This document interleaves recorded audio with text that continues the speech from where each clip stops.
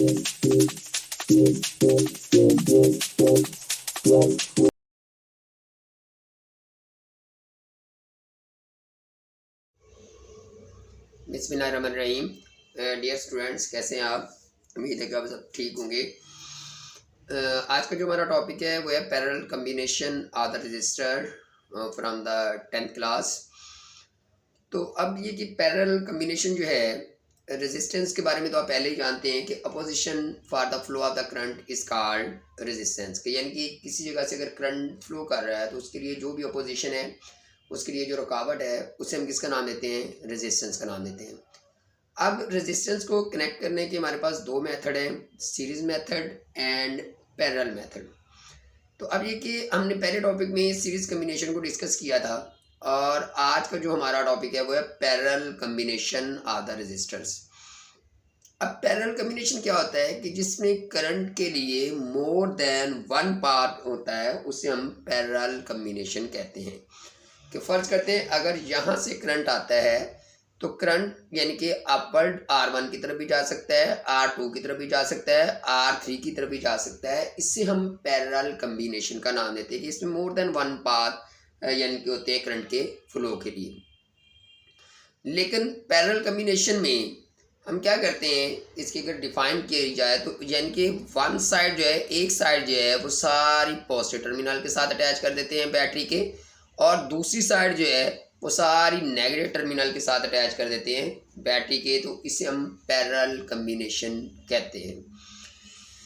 और parallel combination में current तो डिवाइड हो जाता है, वोल्टेज तो करंट तो डिवाइड हो जाता है, लेकिन वोल्टेज इसमें सेम रहते हैं।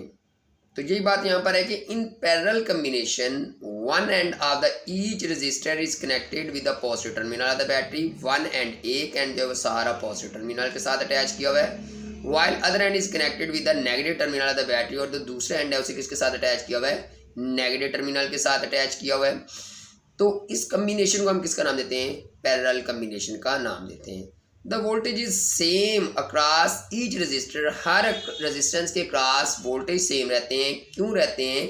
कि ये जो रेजिस्टेंस है ये डायरेक्ट बैटरी के साथ अटैच है, ये जो रेजिस्टेंस है ये भी डायरेक्ट बैटरी के साथ अटैच है, ये भी रेजिस्टेंस डायरेक्ट बैटरी के साथ अटैच है। तो इसलिए हम कहते हैं कि इसमें वोल्टेज क्या रहते हैं? सेम रहते हैं।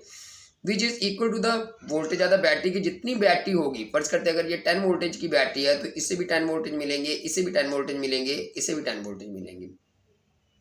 तो ये बात लिख रहे हैं कि V is equal to V1 is equal to V2 is equal to V3 के तीनों वोल्टेज क्या हो जाएंगे? सेम हो जाएंगे, बैटरी के बराबर हो जाएंगे। तो अब आगे नेक्स्ट इसमें ये है कि अगर equivalent resistance of the parallel circuit निकालना चाहते हैं तो वो हमारे पास किसके इक्वल आएगी?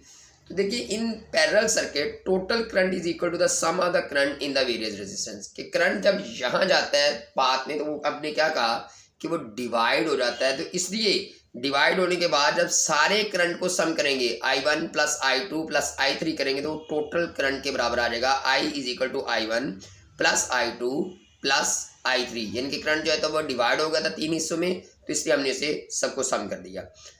अब according to Ohm law V is equal to होता है IR।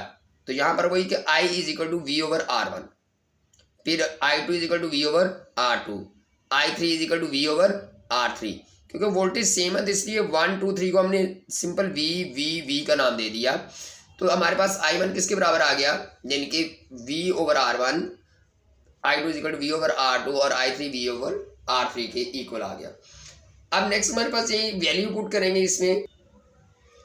तो जब वैल्यू पुट की तो I is equal to V over R1 plus V over R2 plus V over R3।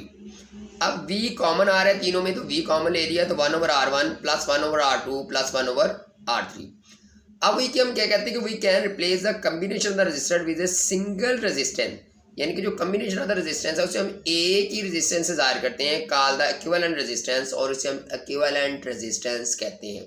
तो इसलिए according to I is equal to V over RE, equivalent resistance is equal to V into 1 over R1 plus 1 over R2 plus 1 over R3। अब V से भी cancel हो गया तो बाकी क्या रह गया? 1 over RE is equal to 1 over R1 plus 1 over R2 plus 1 over R3।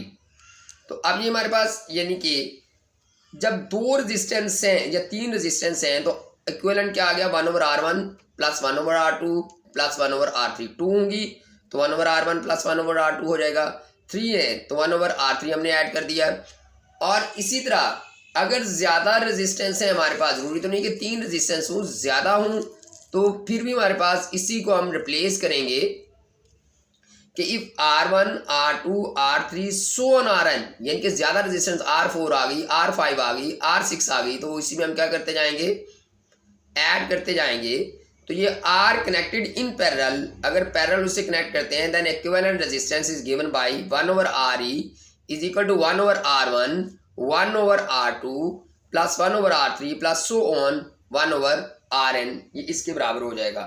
तो जो रेजिस्टेंस आती जाएगी वो इसमें हम क्या करते जाएंगे, ऐड करते जाएंगे। तो यहाँ से अब जो पैरेलल कम्बिनेशन है उसके में एडवांटेज क्या है, तो each device in A circuit receives the full voltage, यानी कि सर्किट में जो है जो भी डिवाइस लगा हुआ है उससे हमारे पास क्या है, फुल वोल्टेज मिलेंगे। और यानी कि फर्ज करते जैसे हमारे घरों की जो वायरिंग है वो भी इसी तरह पैरेलल में होती है, क्योंकि जैसे हम बटन ऑन करते हैं तो हर डिवाइस को 220 वोल्टेज मिल रहे होते हैं।